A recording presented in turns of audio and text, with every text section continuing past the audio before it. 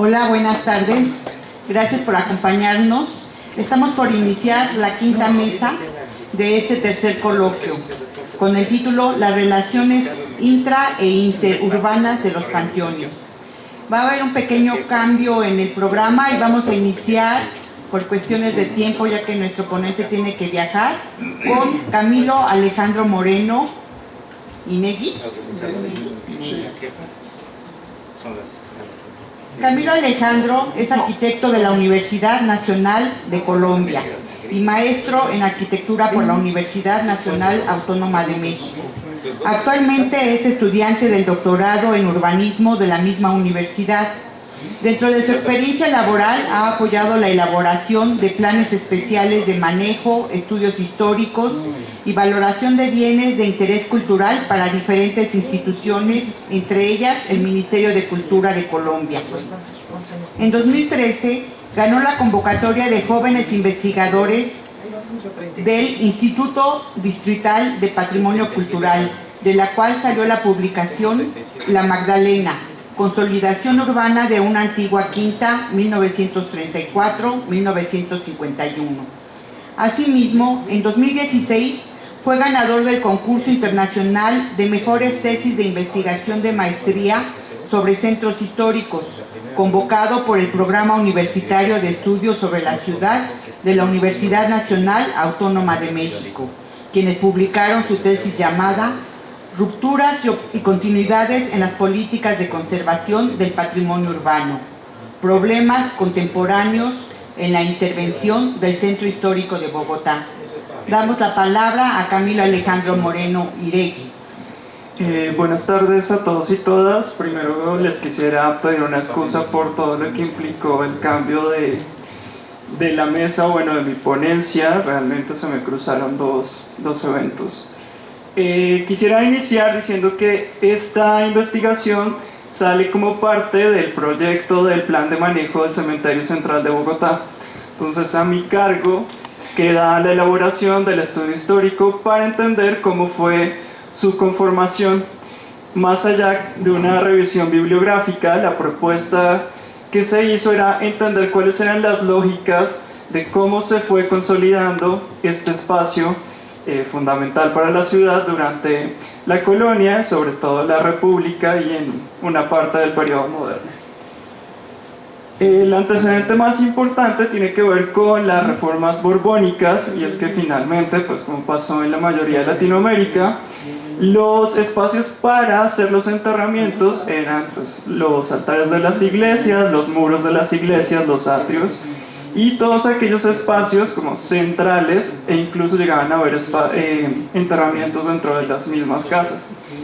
Sin embargo, a partir de las reformas borbónicas y la preocupación por la higiene y la salubridad de la ciudad, se propone que todos los pueblos necesitaban construir su cementerio central. El caso de Bogotá es muy curioso porque desde 1791 Domingo Schiacchi plantea que se construya un cementerio hacia la parte occidental de la ciudad. Ese cementerio nunca se llevó a cabo, sin embargo, lo interesante de la propuesta de Schiacchi era la forma que obtenía ese cementerio, que bueno, no se alcanza a ver muy bien, pero era una forma elíptica. Esa propuesta de forma elíptica, más adelante se va a ver cómo tenía una relación simbólica, que para Schiacchi la retomaba de libros como la Divina Comedia, como está el tema del círculo, del inicio y del final, y finalmente era una relación también con cómo simbolizaba la muerte y cómo construir un cementerio que simbolizara ese espacio. Pues sin embargo este cementerio no se construye en este lugar donde estaba. Posteriormente, cuando llegan los procesos de libertad o independencia que se dan en toda Latinoamérica, toma el control Simón Bolívar y decide generar un decreto en el cual se hiciera obligatoria la construcción de aquel cementerio que se había propuesto a partir de las reformas borbónicas. Lo que a mí se me hace interesante, la primera propuesta que pongo sobre la mesa es esa relación dialéctica entre Estado y clero. ¿Por qué? Porque Simón Bolívar no creía que el clero debería tener participación dentro de las decisiones de la construcción de esa propuesta de Estado-Nación. Sin embargo, quienes financian el cementerio es la Iglesia. Entonces, irónicamente, esta relación entre, si ustedes ven los planos de 1856, aparece cementerio cívico o cementerio civil. Sin embargo, quienes financian esto pues es la catedral y todo el clero regular de Bogotá. Otro caso muy interesante es que se crean dos cementerios. Este, que es un rectángulo, es el cementerio de la Legión Británica, que fueron los que lucharon con Bolívar, bueno, parte de las unidades que estuvo con Bolívar en las batallas de independencia, y se retoma la forma elíptica del cementerio central. Dentro de los chismes históricos que aparecieron durante la investigación, realmente este cementerio se le atribuía a Pío Domínguez. Sin embargo, las noticias de escándalo de 1820 y 1830 decían que cómo se habían robado los planos de Domingo Schiacchi para hacer el cementerio, y que incluso la corrupción existía desde ese momento, porque a Pío Domínguez le pagan este diseño como si hubiera sido completamente suyo. Sin embargo, como ven, la ubicación cambió. Antes el cementerio se había propuesto sobre esta zona y se corre un poco más hacia el norte de la ciudad, que es donde está su ubicación actual. De nuevo, esta dialéctica entre Estado y clero que remataba el cementerio central, o que sigue rematando el eje principal, una iglesia. O sea, a pesar de que Simón Bolívar no creía en el clero, pues tiene una iglesia porque es parte de los símbolos. Y aunque no se alcanza a ver muy bien, esta es una cruz atrial. O sea, de todos modos, los símbolos no se podían reemplazar, porque el hecho de que haya entrado un nuevo régimen, una nueva forma de pensamiento, no quería decir que la gente fuera a desacralizar el proceso de enterramiento de sus fallecidos. Este es uno de los primeros planos que se conservan todavía y que se conocen de finales del siglo XIX, que me parece muy interesante porque retoma parte de cosas que ya no existen y elementos que todavía están presentes en el cementerio central. Les pido que tengan presente siempre que la iglesia va a estar aquí de remate, y vean que hay una consolidación importante de dos ejes en este primer momento. Este, que era el eje de todos los enterrados que habían participado en las luchas de independencia, y este, que era el eje de todas las personas que tenían una importancia dentro de la vida civil de la ciudad en ese momento. Y este espacio, que nunca se terminó de construir, que realmente solo se construye este pedazo, que se llamaba el Torreón Padilla, y era el espacio para los pobres más pobres de la ciudad. Entonces vean cómo hay una segregación tan solo en las prácticas de cómo se va enterrando. Un espacio para la élite, un espacio para la clase media, por así decirlo, y un espacio para la clase, pues para los más pobres, y de nuevo el cementerio de la Legión Británica como un espacio completamente independiente al cementerio central. Es curioso porque realmente había un espacio asociado para el clero, que es esta mancha morada, donde las obras de beneficencia que traían algunas de las comunidades religiosas habían dispuesto este espacio para que se hicieran enterramientos de sus padres, monjas y demás personas pertenecientes al clero regular. Sin embargo, eso rompe como un poco la estructura, porque en este espacio se empezaba a trasladar a algunas de estas personas del clero regular. Sin embargo, van a cooptar esto a principios del siglo XX porque lo empiezan a expropiar.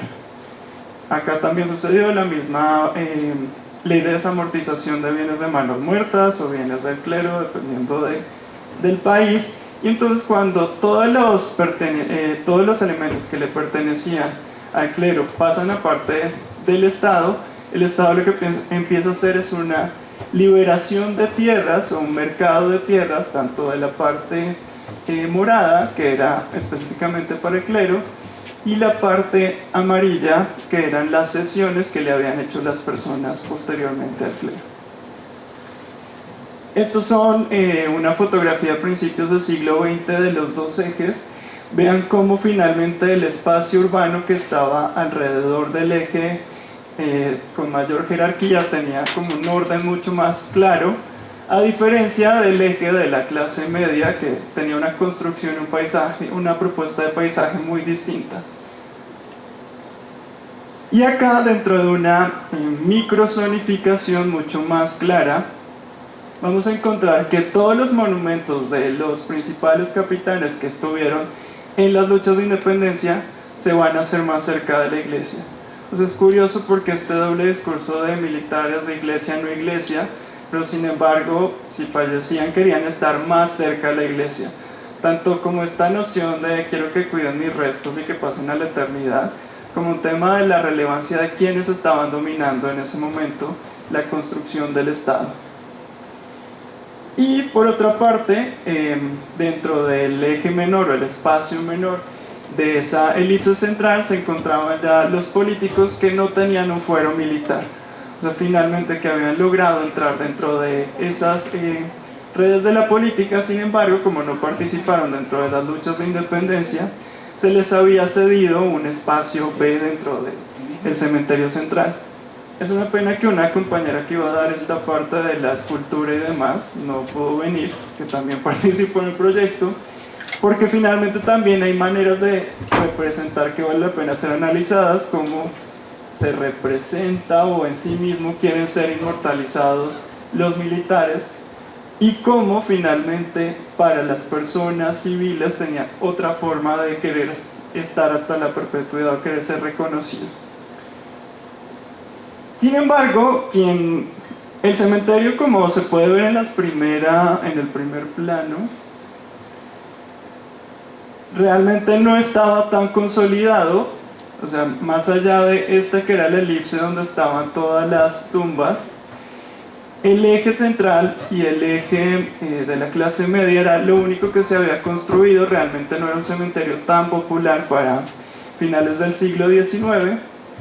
Sin embargo, esta relación va a empezar a cambiar cuando se le cede un lote a Santander dentro del eje transversal de la elipse en este costado amarillo.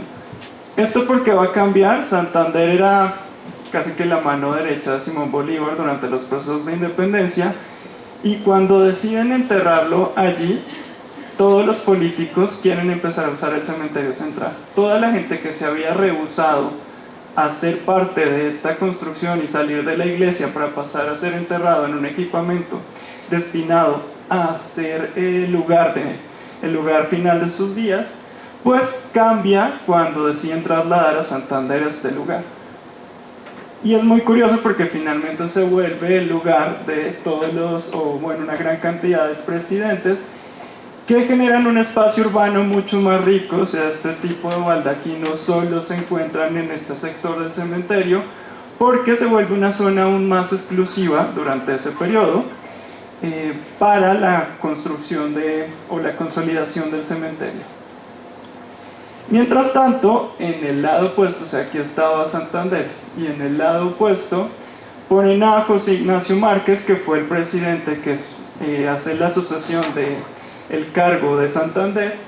Sin embargo, como no fue un personaje que pasó a la historia de la ciudad, realmente el espacio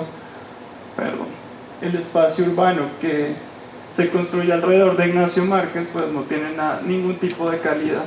Entonces vean cómo finalmente también los símbolos asociados a las personas y la construcción o consolidación del cementerio están estrechamente relacionadas. Para finales también del siglo XIX sucede un elemento muy importante, y es que Gonzalo Jiménez de Quesada, los restos de Gonzalo Jiménez de Quesada, se deciden trasladar al frente del cementerio central. Entonces se construye un parque alrededor de que hoy en día se conoce como el cenotafio de Gonzalo Jiménez de Quesada, que supuestamente es el fundador de Bogotá, pero ya se ha demostrado que no fundó Bogotá, solo hizo una misa fundacional, pero no traza la ciudad y no tenía cédula real para poder fundar ciudad.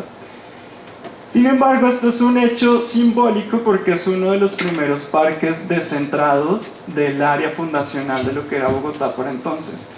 ¿Por qué? Porque querían empezar a traer atención hasta esta parte de la ciudad que finalmente estaba descuidada, que aunque Santander estaba enterrado allí, la gente tenía todavía estigmas de querer entrar o querer ir hacia el cementerio. Finalmente, los políticos tenían esta intención de dejar de usar las iglesias como espacios de enterramiento, y sus estrategias eran crear espacios para que hubiera un mayor interés hacia el cementerio. Y vamos a ver que para principios del siglo XX esta estrategia al parecer sí les funciona, porque el cementerio crece casi 3 veces. De esos primeros 2 lotes que les mostré en el plano de 1884, vemos como para 1915 ya se empezaba a extender mucho más el área del cementerio, que antes pues, solo estaba hasta acá, y se empiezan a comprar muchos más lotes porque el cementerio empieza a ser un lugar que le interesa a la población en general de Bogotá.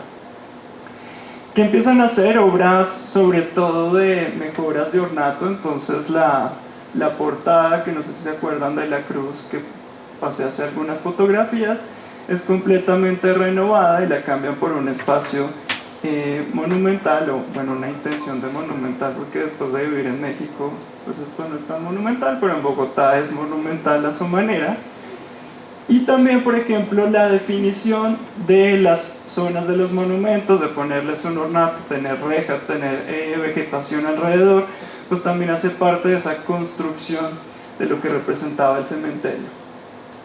Empieza a haber hasta un cambio al interior de la elipse. Bueno, ustedes debía haber puesto esta imagen un poco antes, de cómo se consolidaba esa elipse. Y finalmente pues hay un cambio de ese lenguaje de lo que supuestamente representaba la idea de lo colonial, a un paso de este neoclásico que representaba la modernidad de principios del siglo XX en Bogotá, porque a nosotros nos llegó tarde la modernidad europea.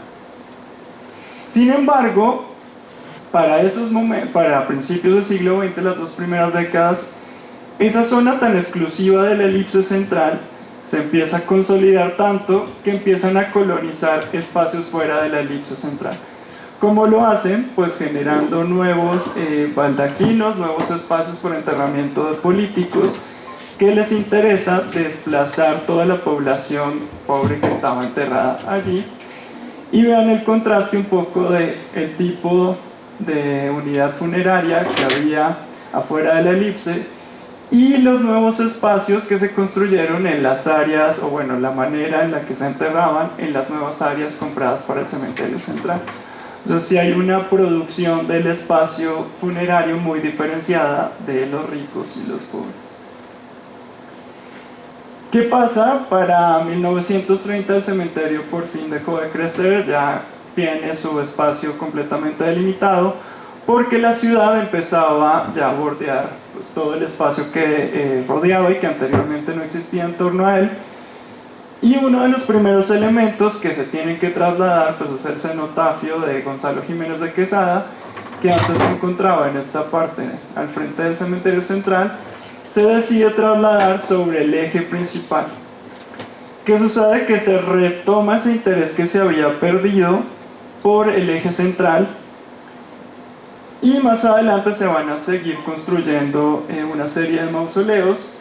Bueno, este de Gonzalo Jiménez de Quesada, desde lo simbólico que tiene trasladarlo cerca a la capilla, pero en el mundo civil esta escultura, que es conocida como La Piedad, finalmente como un proceso estético entra a la elipse. Es el primer mausoleo de una persona civil que no tenga ninguna relación política importante dentro de las redes, que por su producción estética deciden dejarlo. Bueno, este realmente está situado aquí en la entrada. Y el segundo elemento que se construye dentro de ese eje es el mausoleo de uno de los expresidentes, Alfonso López Pumarejo. Se decide construir en la mitad. Entonces ese eje principal se empieza a resignificar.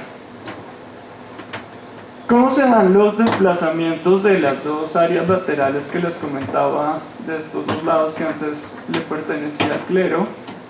Bueno, los empiezan a comprar las grandes asociaciones. Este es el panteón de la Policía Nacional, pero también está el panteón ahorita que escuché de los masones, el panteón de todos los colectivos que se empiezan a formar en la década de los 30, de los ilustradores de zapatos, de los vendedores de lotería y demás, son los que empiezan a comprar esos espacios fuera de la elipse central y se empiezan a construir más de estas unidades que en alguno de los visitantes de 1850 llamaba parrillas de la muerte. Le parecía curioso que la gente se enterrara en una especie de parrilla.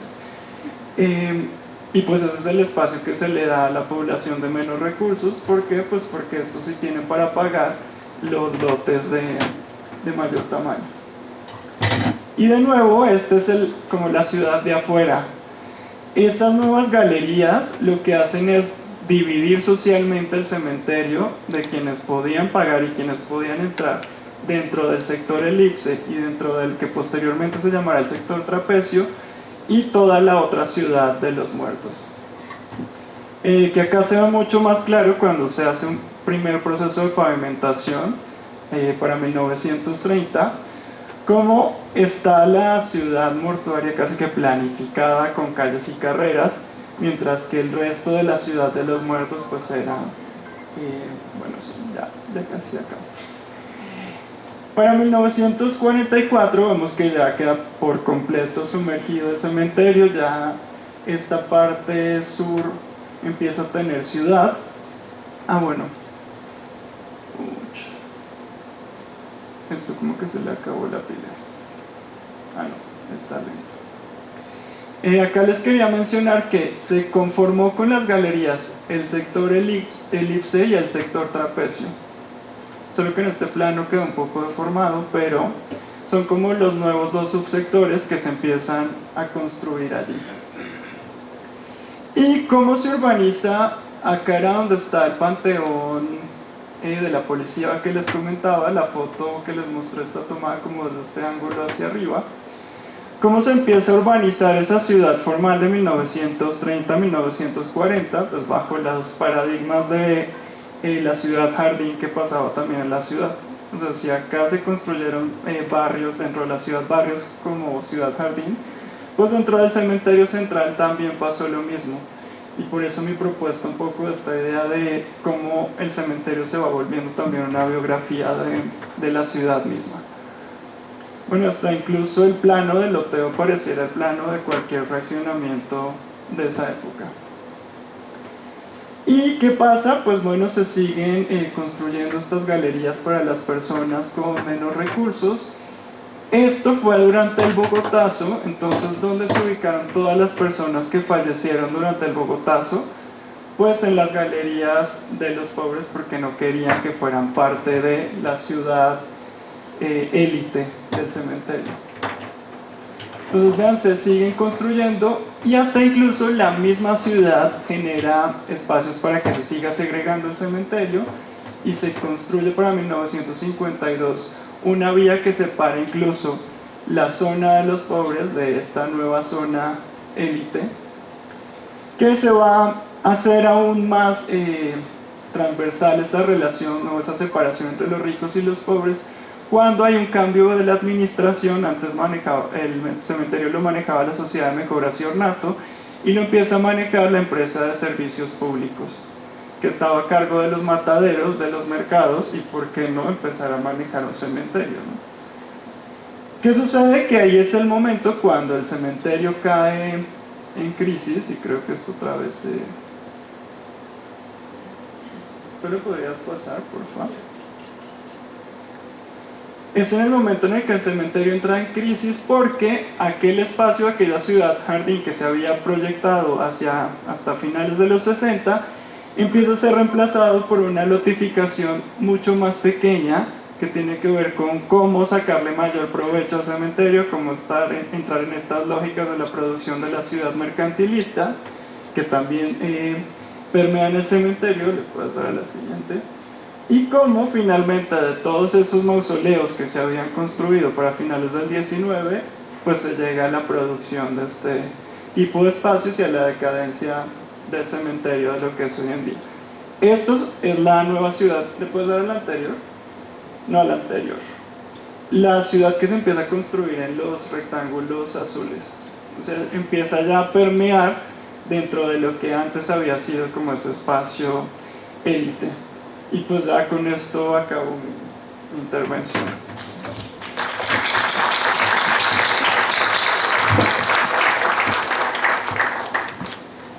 Muchas gracias a Camilo Alejandro Moreno, que nos acaba de dar una magnífica exposición acerca de cómo también los cementerios pueden ser considerados y leídos como un documento histórico, de cómo evoluciona no solamente el inmueble, sino la ciudad y las tendencias políticas, las tendencias económicas, cómo se convierte de un lugar poco valorado en un sitio de élite, en donde, para variar, aún muertos, los pobres son desplazados. Muchas gracias. Si alguien tiene alguna pregunta.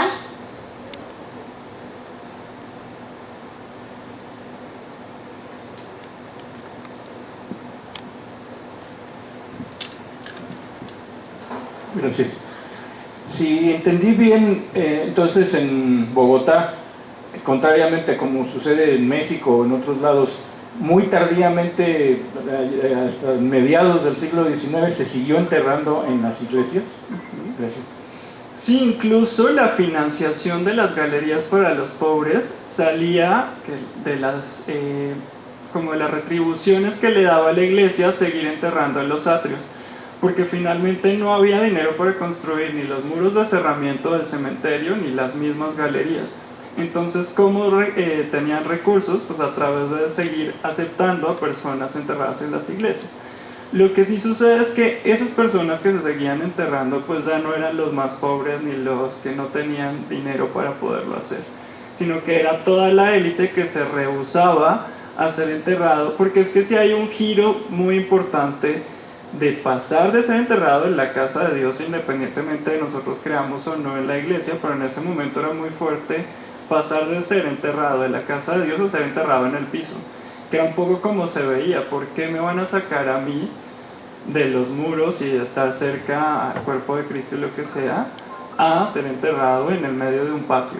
Entonces era un poco la mentalidad de la sociedad muy tradicional bogotana en ese momento. ¿Alguien más?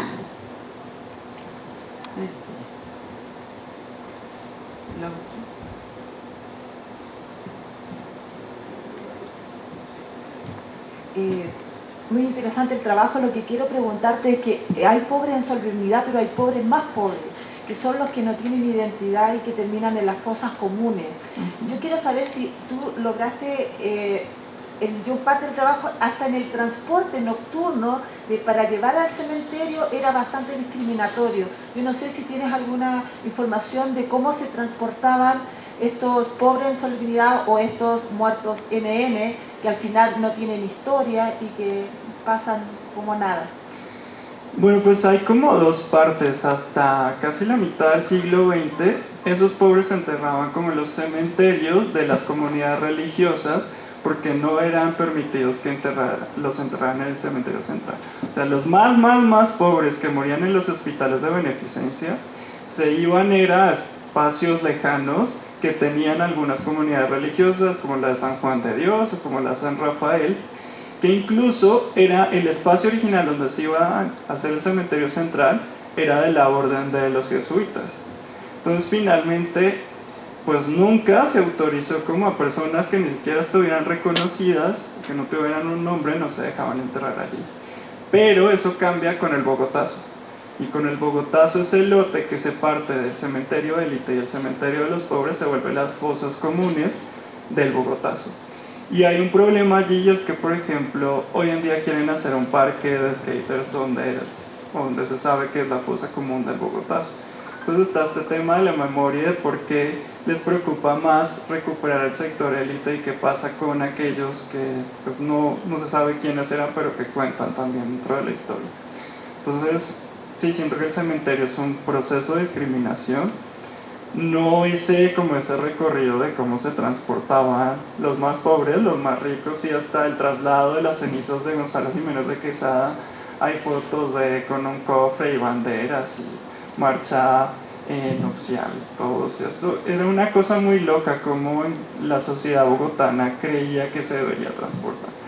pero con los pobres sí, la verdad no me metí mucho. De nada. ¿Una pregunta más? Bueno, dos y concluimos. ¿Han encontrado cuerpos momificados en ese cementerio? Porque sé que hay un cementerio cerca donde sí hay varias momias, el cementerio de San Bernardo. Pues momias no, pero lo que sí apareció recientemente en un proceso de cambio de pavimento fue cadáveres y demás de gente que dentro de la misma elipse la enterraron en los caminos. O sea que finalmente al parecer no se podía dar este proceso, pero como no había cerramientos, pues en las noches la gente iba y enterraba a sus muertos en el cruce de la calle tal.